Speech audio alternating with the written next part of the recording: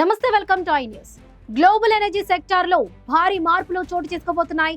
భారత్ ఇకపై ఇరాన్ నుంచి కాకుండా వెనిజులా నుంచి భారీగా చమురు కొనుగోలు చేయబోతుందని అమెరికా అధ్యక్షుడు డొనాల్డ్ ట్రంప్ సంచలన ప్రకటన చేశారు.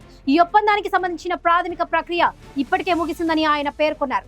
ఈ డీల్ వెనుక ఉన్న అసలు కారణాలు, అంతర్జాతీయ రాజకీయ సమీకరణాలను ఇప్పుడు చూద్దాం. అమెరికా అధ్యక్షుడు డొనాల్డ్ ట్రంప్ మరోసారి హాట్ టాపిక్ గా మారారు. ఈసారి ఆయన చేసిన వ్యాఖ్యలు భారత ఆర్థిక వ్యవస్థ, చమురు దిగుమతులకు సంబంధించినవి కావడంతో ప్రపంచ వ్యాప్తంగా చర్చ మొదలైంది. వాషింగ్టన్ నుంచి ఫ్లోరిడాకు ఎయిర్ ఫోర్స్ 1 విమానంలో ప్రయాణిస్తున్న సమయంలో ట్రంప్ మీడియా ప్రతినిధులతో మాట్లాడుతూ, మేము ఇప్పటికే ఆ డీల్ చేసేసాం, ఇండియా ఇకపై వెనిజులా నుంచి ఆయిల్ కొనబోతుంది అని కుండబద్దలు కొట్టారు.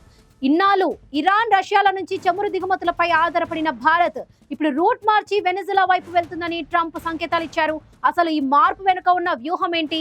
ప్రస్తుతం రష్యాపై అంతర్జాతీయంగా ఉన్న ఒత్తిడి, తారిఫ్లపై నేపథ్యంలో భారత్ తన చమురు దిగుమతులను రష్యా నుంచి తగ్గించుకోవాలని వాషింగ్టన్ కోరుతుంది. దానికి ప్రత్యామ్నాయంగా వెనిజులాను చూపిస్తుంది. గతంలో అమెరికా ఆంక్షల వల్ల వెనిజులా నుంచి మనం ఆయిల్ కొనడం ఆపేశాం, కానీ ఇప్పుడు అమెరికానే స్వయంగా ప్రోత్సహిస్తుండడంతో వెనిజులా క్రూడ్ ఆయిల్ భారత్ కు అందుబాటులోకి రానుంది. దీనివల్ల ఇరాన్ మీద మనం ఆధారపడాల్సిన అవసరం కూడా ఉండదని ట్రంప్ భావిస్తున్నారు. మరోవైపు భారత్ ప్రభుత్వం కూడా ఈ దిశగా అడుగులు వేస్తుంది. ప్రధాని Narendra Modi, Venezuela acting president Delcy Rodriguez మధ్య ఇటీవల ఉన్నత స్థాయి చర్చలు జరిగాయి. కేవలం చమురు మాత్రమే కాకుండా వాణిజ్యం, పెట్టుబడులు, డిజిటల్ టెక్నాలజీ, ఆరోగ్యం వంటి రంగాల్లో కూడా కలిసి పనిచేయాలని ఇరు దేశాలు నిర్ణయించుకున్నాయి.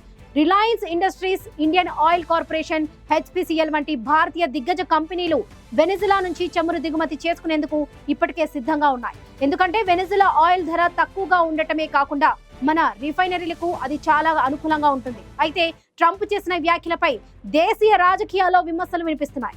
కాంగ్రెస్ జనరల్ సెక్రటరీ జయరాం రమేష్ దీనిపై స్పందిస్తూ, మన ప్రభుత్వం తీసుకునే నిర్ణయాలను అమెరికా అధ్యక్షుడు ముందుగానే ఎలా ప్రకటిస్తున్నారని ప్రశ్నిస్తున్నారు.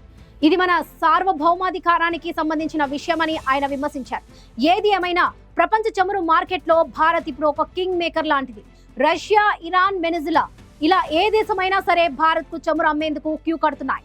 ఈ కొత్త డీల్ కనుక వర్కౌట్ అయితే భారత్ వినియోగదారులకు పెట్రోల్, డీజిల్ ధరల విషయంలో ఊరట కలిగే అవకాశం ఉంది.